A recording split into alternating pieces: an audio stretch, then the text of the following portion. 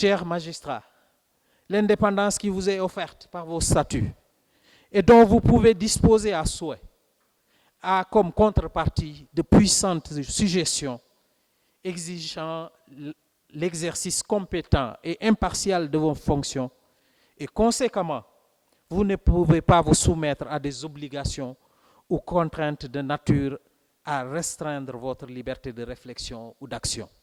Vous ne pouvez pas porter atteinte à votre indépendance. Les principes essentiels de votre profession ne sont pas des slogans que l'on brandit comme un étendard.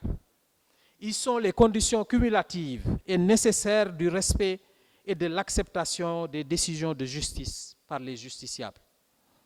Je me rappelle les propos tenus par le bâtonnier Alioune Badara Sène, ancien magistrat devenu avocat lors d'une rentrée solennelle des cours et tribunaux en 1992. Je le cite. « Serait-il encore juge celui qui n'appliquerait pas la loi mais sa loi ? Serait-il encore juge si dans l'appréciation des faits, il ne statuerait qu'en fonction de ses préjugés, de ses tendances ? Un tel juge n'existe pas. Sinon, il ne serait pas juge, il serait partisan. » Pour nous tous,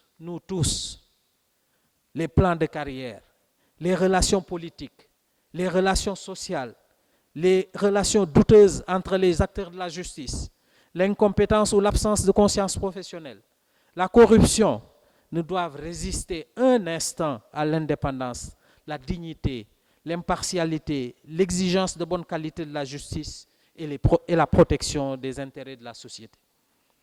La capacité à résister aux influences extérieures ne peuvent nous valoir que considération et respect, lesquels marquent notre dignité.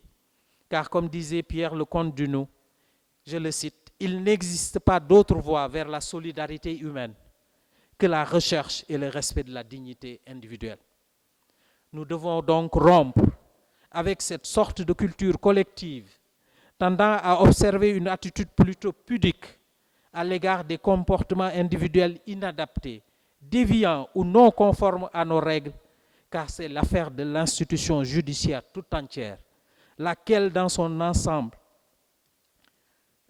de l'institution judiciaire, laquelle pâtit dans son ensemble de la mauvaise image que certains d'entre nous donnent de la justice. Nous ne devons pas craindre de collectiviser davantage les traitements de ces questions et prendre les décisions appropriées. Jugeons-nous avant de juger les autres. Nos différentes règles déontologiques nous y obligent.